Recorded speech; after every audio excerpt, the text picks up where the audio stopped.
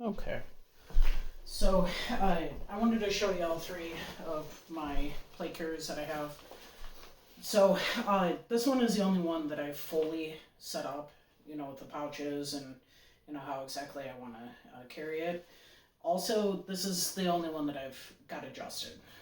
So what my other ones will be is I'll have one that I'm going to run completely clear um, of like any sort of pouches or whatever. Um, it's called running it slick. A slick plate carrier is one that has no pouches or anything either on front or back. So anyway, I probably use that one like if I'm going to be in the car a lot, in and out, that kind of thing. Versus something like this would probably be, more for like an offensive role. And then also, I've got a third one here I'm going to set up for an offensive role, but more for like shotgun use rather than rifle use. Just with the, shotgun pouches and things like that. Specific things that I would need for a shotgun compared to a rifle. So, anyway, the way that I've set this up, and you'll see how it kind of sits on me. So this is actually a quick release setup, like so. Alright, so all I have to do is literally just rip this, and that slides off. I always keep the other one buckled, then that way I don't have to, constantly, rebuckle both sides, or like if it's an emergency I have to throw it on really quickly. Just to be able to go like that and it's on, is a big deal to me. Alright, so anyway, you can see how this is sitting. So this is right at my collarbone, right here, and then it goes down probably even like an inch or two above my belly button. That's my belly button right there, right? And then my nipples are right there, right? So it's sitting about an inch outside of my nipples on both sides. So collarbone to just above your belly button, and then nipple to nipple. All right, so as long as it's sitting within here, both my lungs and my heart are protected. All right, so I have both a front and a back plate. So I saw you only had the single plate, but definitely use that trauma pad. That's to put on the back face, not the front face. Put on the back face inside the carrier on the front hand side, and then when you're able to buy the plate for the back, definitely do that too. So all of my plates here, and these are different styles too, but all of my plates are level 3A, 3 plus NIJ certification. So what that stands for is basically anything 556 green tip and above is not qualified for. 308 and 556 green tip. But anything bigger than that, that's not what these are for. You'd have to go all the way up to level 4, which is the top, rating. So level 3 plus, those second to top, can protect against 556 green tip, which is like hyper popular, as you know.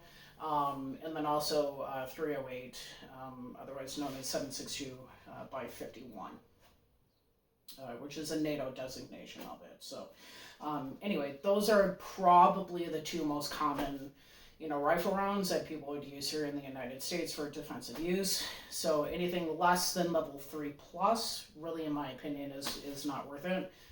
Because it's not going to protect you against what the most common rounds are, which is 556 green tip, called M855, and then standard M80 ball 308.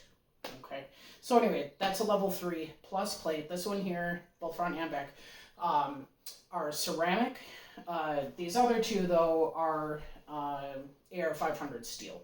Okay, still the same level.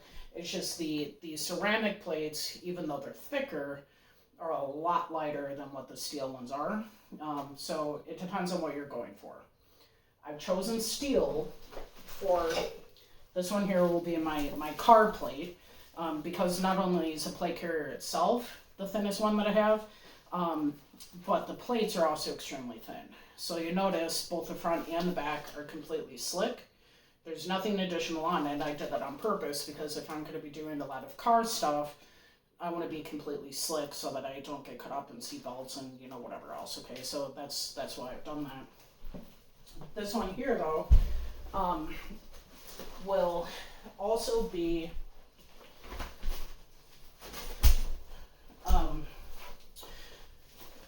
will also be a plate carrier set up very similar to this one here, you know, with the pouches and stuff like that, except that it's going to be more for like breaching and stuff like that, like with a shotgun, you know, set up with like shotgun ammo and, you know, tools that I would need for the 1301, not for like a 5.56 rifle, if that makes sense. Okay, so still haven't done that yet. Obviously, I just picked up my 1301, so I was focusing on the gun first before actually setting this up for obvious reasons, but this will eventually get to that point as well. Okay, so as you're setting yours up, what you're going to want to do, now I just grabbed my 300 pistol because that's what I had available, but you would be using a full-size, you know, 16-inch AR, okay, not a little shorty pistol.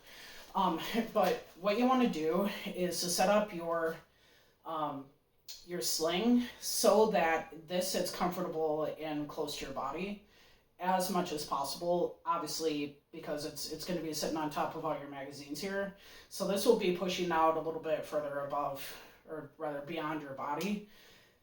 That can get a little bit uncomfortable, especially on your lower back, when, like, right now you only have the single plate. The front is going to be extremely heavy, so it'd be the strong recommendation to get the back plate, if only just to balance yourself out a little bit more, because I think you'll find you'll get tired really, really fast. Carrying a full rifle and all your ammunition slung off the front, your back will get really tired. Make sense? So that's just kind of what I would suggest. All right.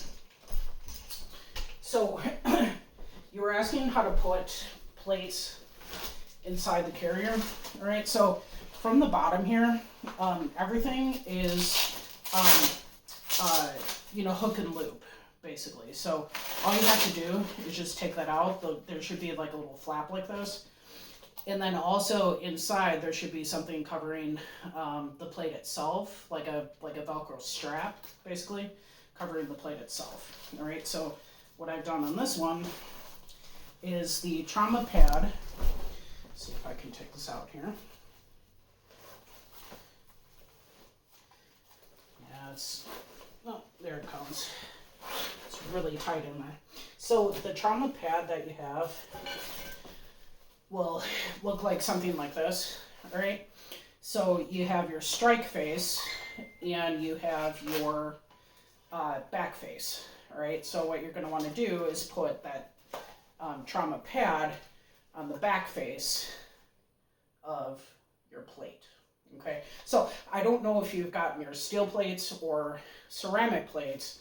I would recommend, if it's gonna be your only set of body armor, to get ceramic, not steel.